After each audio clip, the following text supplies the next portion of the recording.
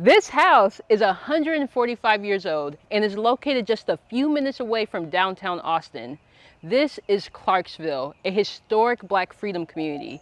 And this house is the Hezikiah Haskell House, built around 1879 by Peter Tucker, a formerly enslaved Black man. Back in the day, this community was primarily Black. Today, there's only a few Black families that still live in this area. So what did this place look like back in the late 19th century? Well, for one thing, there were fruit trees everywhere. So freedom communities were self-sufficient and they grew their own produce and fruits and vegetables and raised livestock. So some things that you would find here are tomatoes, collards, beans, and peas. And what I like about this place now is it's a museum. And so we have interpretive signage here. And just like I said, there's some pictures here from the Austin History Center, and we see women in the fields cultivating collards and different vegetables. We also see in this photo, there's a cow here. So this community was a bit rural, and you would see people growing their own fruits and vegetables and raising livestock.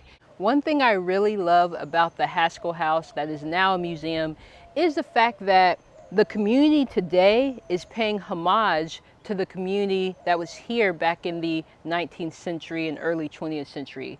And the proof of that is this garden. So, in freedom communities, a lot of times you saw gardens because the communities were self-sufficient. For example, okra. So we have okra plants here.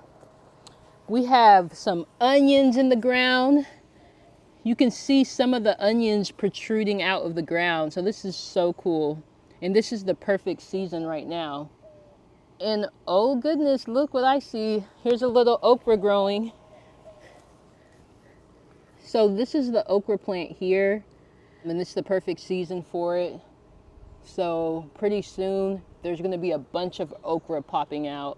And this is gonna grow pretty high. And okra grows really quickly here in central Texas, here in Austin. So you're gonna see a bunch of okra just pop out. So I'm gonna come visit this maybe in a few weeks.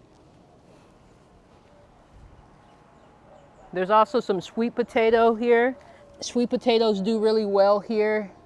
And sweet potatoes actually grow underground. So after several months, when it's time to harvest, you pull them out of the ground. You'll see a whole bunch of sweet potatoes of different sizes.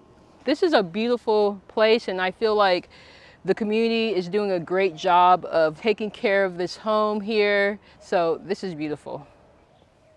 And just immediately I'm seeing kale. I'm also seeing tomatoes. Wow, this is beautiful. Check out these Roma tomatoes. And this is the season right now for tomatoes. So we got some green Roma tomatoes, large and small. I also see some serrano peppers over here. There's also some basil. This right here is Swiss chard. This is a community garden, and you could tell that people really put a lot of effort and care into this beautiful garden. Is this squash? Tomatoes, these look like cherry tomatoes. Wow. We came at the perfect time. Got some basil over here. As you can tell, the vegetables and fruit that are growing here are the exact type that do really well in this part of Central Texas. And this is what you would typically find in freedom communities here in Austin. Okay, so this home is now a historic landmark, and it's now a museum as well. And so I love that it's still here. And the last person to live in this home before giving it to the city was Kai Haskell and his family. And I had the opportunity to interview his nieces, and they were telling us, memories of playing out here, and there was a fruit tree here. It was beautiful to connect with people who had a relationship with the home. This is their home, essentially, because it was their uncle's home. All right, so as you can see, this wood here, if you get close up on it, it's pretty sturdy. You can see the nails inside. And then we have this two-door structure because back in the day, this was a home where two different families could live. So one family on this side, another family on the other side. This is what you call a Cumberland style home structure. And then also, if you can see the roof shingles, we've got the little chimney up there. The Hezikiah Haskell House stands as a reminder of Clarksville's historic and cultural roots. Clarksville is listed on the National Register of Historic Places as a historic district. The house has been designated historic by the state of Texas and the city of Austin. Peter Tucker bought the lot where the house is located for $100 in about 1875. He and his wife Betty built a home there around 1879.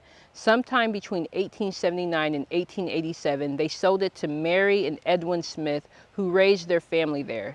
Hezikiah Haskell, a Union soldier, Buffalo soldier, and member of the Black Cavalry, boarded with the Smiths and married their daughter Catherine in 1881.